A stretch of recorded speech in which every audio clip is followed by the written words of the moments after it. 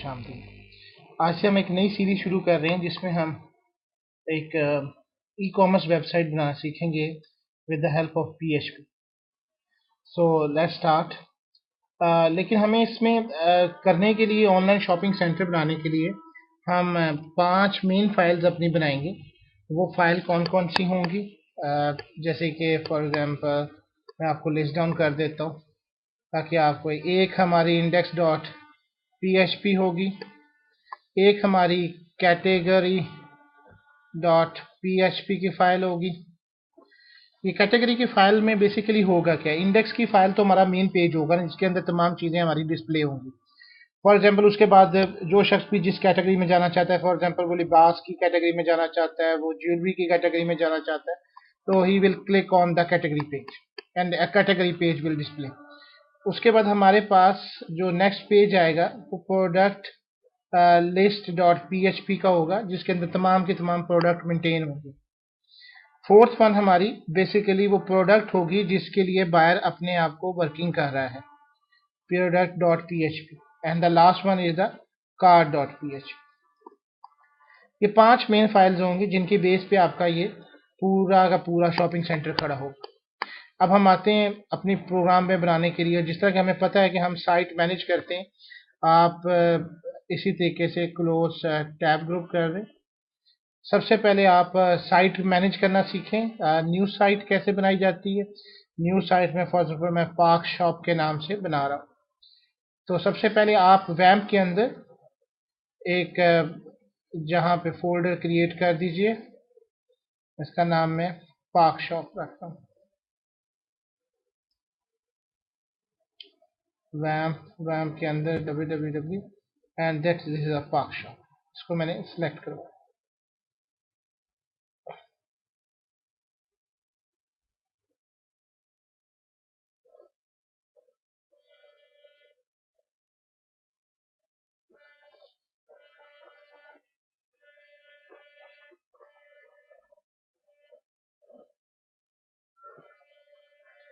इसके बाद आप सर्वर पे आ जाइए।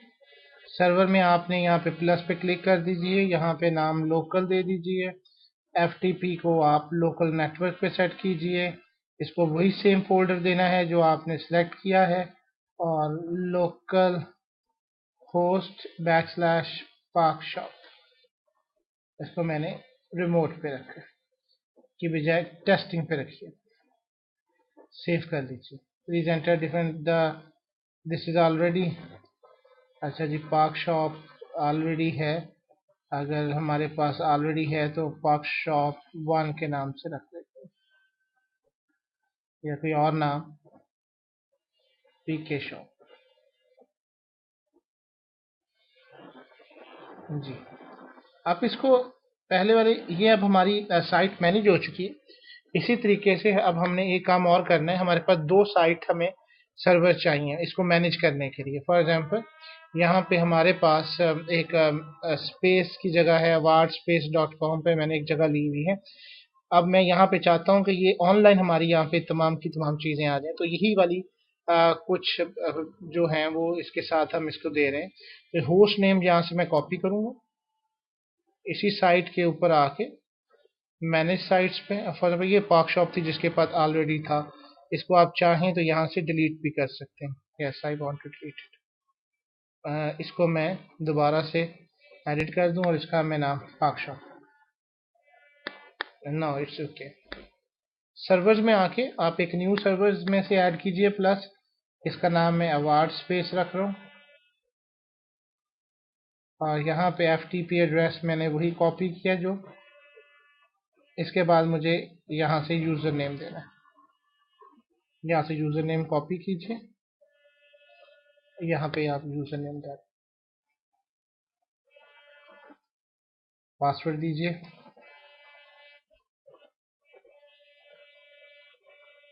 इसको टेस्ट कर लीजिए। अगर आपका ओके का मैसेज आ जाता है तो इट मीन्स कि आपका ये कनेक्शन इस्टेब्लिश हो चुका है। अब आप इसको सेव कर दीजिए और ये आपका FTP हो चुका है। ये सेव कर दीजिए, ये डन। अब आप बेसिकली अपनी साइट मैनेज करने में कामयाब हो चुके हैं। अब हम सबसे पहले एक PHP की फाइल बनाएंगे। फाइल न्यू में आइए, और PHP का आप इसको क्रिएट कर दीजिए। एंड इसका टाइटल आप सबसे पहले सेट किया करें ताकि ये SEO में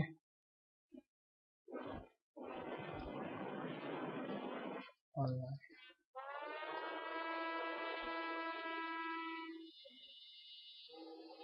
वर्कशॉप ऑनलाइन। अब इसके कोडिंग में आ जाते हैं। अब यहाँ पे आने के बाद हमें इसकी एक स्टाइल शीट जो है वो ऐड करनी है। अब स्टाइल शीट के लिए क्या करना होगा, सबसे पहले तो मैं इसको सेव कर लूँ ताकि इसको yes it will be safe है।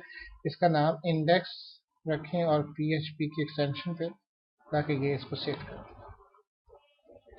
अगर आप देखना चाहेंगे तो ये फाइल्स आपकी सारी की सारी यहाँ पे आ चुकी है। ये देखें, ये फाइल्स आपकी आ चुकी है। अब हम सबसे पहले एक न्यू करने से पहले आप अपनी एक डिज़ाइन मोड में आने के बाद आप इसकी पेज प्रॉपर्टी सेट। अब आप यहाँ पे देखेंगे कि आपकी लिखाई का कलर कौन सा होना चाहिए। लेट्स सपोज सबसे पहले तो आप अपने बैकग्राउंड का सेटल कीजिए। आपका बैकग्राउंड अपीयरेंस में आ जाइए, बैकग्राउंड को सिलेक्ट कीजिए। You need to have a very good colour choice was there, just I want to use it. अब इसके ऊपर मेरा टेक्स्ट कलर कौन सा चाहिए मुझे, it will be, I think it will be a white. विजिटल लिंक जो है वो yellow, and more colors was it will be a red, and this active link okay, like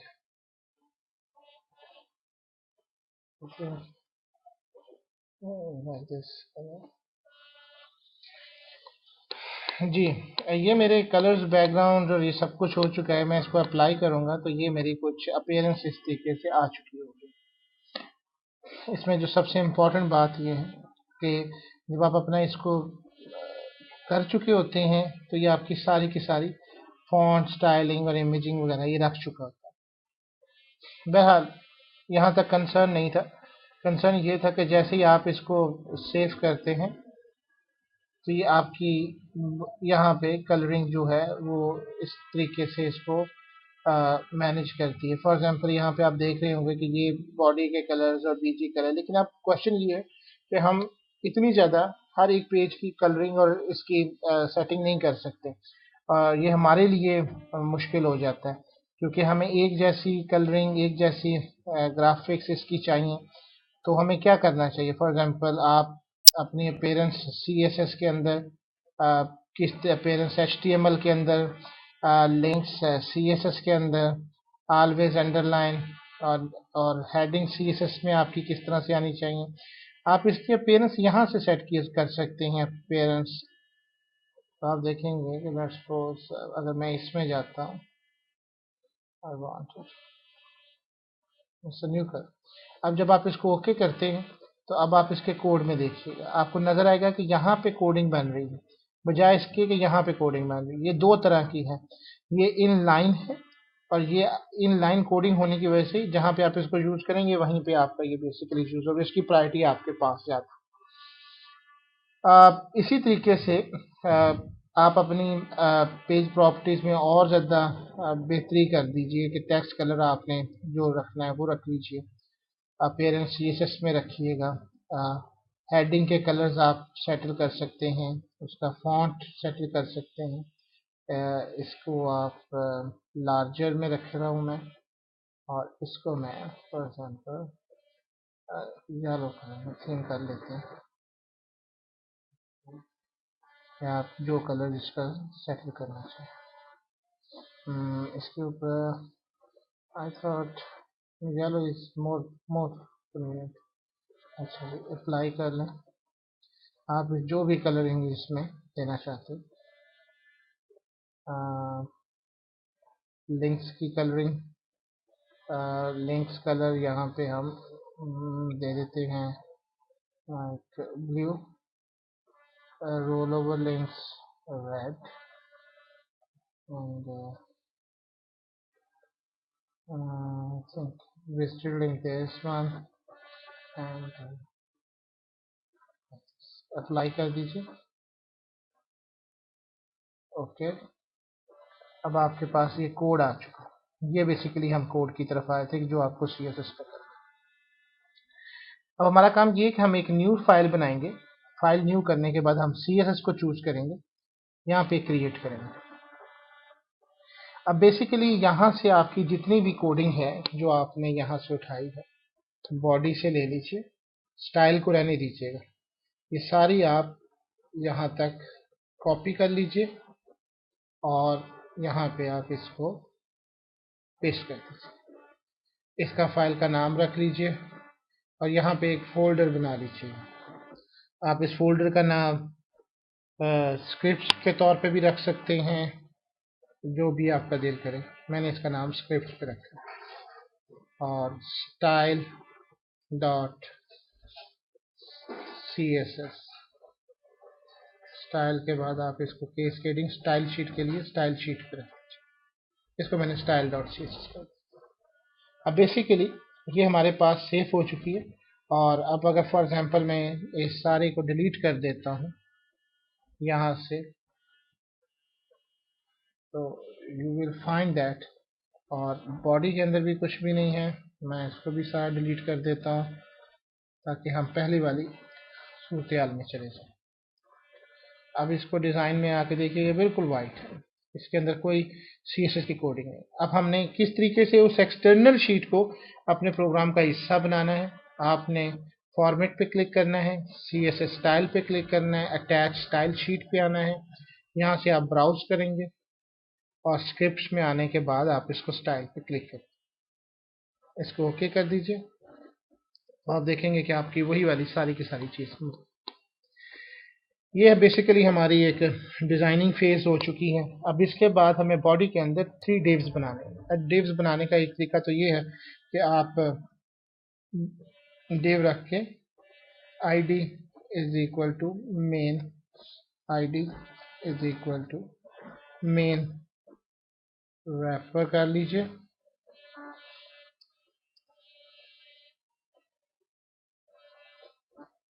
तमाम के तमाम जितने भी हम लगाएंगे 3 डिव्स बनाएंगे, वो बेसिकली इसी के अंदर ही मेन होंगे। इसके अंदर हमें 3 डिव चाहिए। div id is equal to header,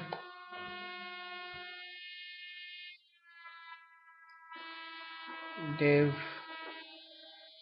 और इसको हम header कह सकते हैं।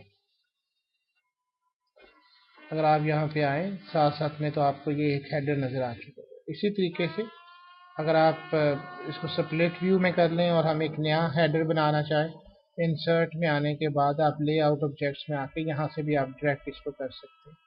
इसके बाद आप इसको कंटेंट एरिया कर दीजिए ID की जगह पे, और इसके बाद तीसरा डिव हमारा होगा जिसके ज़रिए हम लेआउट ऑब्जेक्ट के अंदर हम फुटर बनाएंगे। इसका नाम मैंने फुटर रख दिया। इसकी ID मैंने इसलिए दी ताकि मैं इनकी स्टाइलिंग कर सकूं। और ये करने के बाद अब आप जहाँ पे कंटेस्ट लिखना है, ऑल राइट्स रिजर्व्ड बाय डार्सॉफ्ट। अब मैं ये चाहता हूँ कि इसको मैं लिंक भी देना चाहता हूँ, डार्सॉफ्ट, ऑल राइट्स रिजर्व्ड बाय डार्सॉफ्ट। इसको मैं यहाँ पे दूंगा, इसका लिंक TPS www.darsoft.org, और इसका मैं टारगेट दूंगा इसका न्यू में। तो ये मेरा लिंक हो गया। अब बेसिकली अब मैं आपको ये बताऊंगा कि किस तरीके से हम इसको यूज़ करेंगे कि ताकि हमारी कोडिंग जो है, जो हमने 3 डिव्स दिए हैं, ये किस तरीके से काम करेंगे और डिज़ाइन फेज में किस तरह से काम करेंगे। आप स्टाइल डॉट CSS में आ जाए और यहाँ पे आपने वो जो नाम दिए थे आप फुटर के, और इसके अंदर आप जैसे टेक्स्ट अलाइन, इसको मैं सेंटर कर रहा हूँ। ये CSS है, बहुत सिंपल। और बैकग्राउंड बैकग्राउंड कलर को देखिएगा, मैं इसको बैकग्राउंड कलर यहाँ से चूज करते हैं, कोई डिफरेंट सा, थोड़ा सा डिफरेंट करते हैं ताकि it will look nicer. I thought okay भी दे, चेक करते हैं इसको, आप सेंड कर दीजिए, इसको सेव कर लीजिए। ये देखिए यहाँ पे आपको नज़र आया कि इसने ऑटोमेटिकली इसको इस तरीके से कर दिया है। और अब हमारा बैकग्राउंड पीछे से वो पिंकिश किस्म का है और इसके ऊपर हमारा ये मुख्तलिफ किस्म के यहाँ पे आ रहे हैं। इसी तरीके से आप हेडर को भी बनाना चाहें और हेडर को भी आप इसी तरीके से दीजिए। इसका भी टेक्स्ट अलाइन आप करना चाहें, इसकी ज़रूरत नहीं है टेक्स्ट अलाइन की एज सच। इसका बैकग्राउंड कलर देना चाहें, बैकग्राउंड कलर, और इसको मैं थोड़ा सा इसमें देखते हैं कि हमारी लुक क्या बनेगी। ये कुछ इस तरीके से बन रहा है। अब बेसिकली हम जो भी काम करेंगे इसके अंदर करेंगे ताकि हमारा ये नज़र आ सके। अब इसमें मैं बेसिकली एक टेबल के थ्रू काम करूंगा और मैं 2 रोज और 2 कॉलम्स ले रहा हूं और टेबल की मैंने वेट्स जो है 100% रखी हुई है। अब 2 कॉलम्स लेने की वजह यह है कि एक में मैं फॉर एग्जांपल अपना कोई इमेज स्टोर करवाना चाहता हूं। फॉर एग्जांपल इंसर्ट, एक इमेज के लिए देखें कि इमेज कैसे स्टोर होता है। मैं इमेज के लिए जा रहा हूँ ताकि मेरे पास कोई इमेज पड़ा हो, ये लेते हैं इमेजेस यहाँ पे मेरे पास पड़े हैं, डाल होगा उसमें। यस, इसको मैं यहाँ पे अपने पास एक फोल्डर के अंदर, ताकि ये सारी चीज़ें मेरी सेफ रहें। इमेजेस के अंदर डालो, इसका नाम डार्क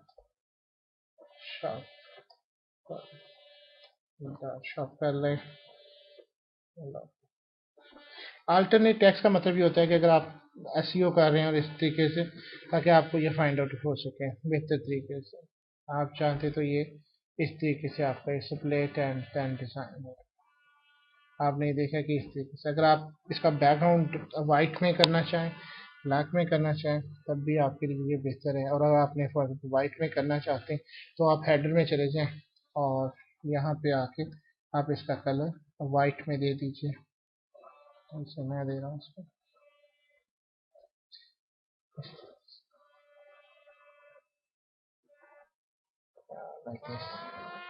कैश ऑफ ऑनलाइन, यहाँ पे मैं अपना PHP का करूँगा और इसी तरीके से, ताकि हमारा टाइम वगैरह हम इसके अंदर विजिबल करा सके।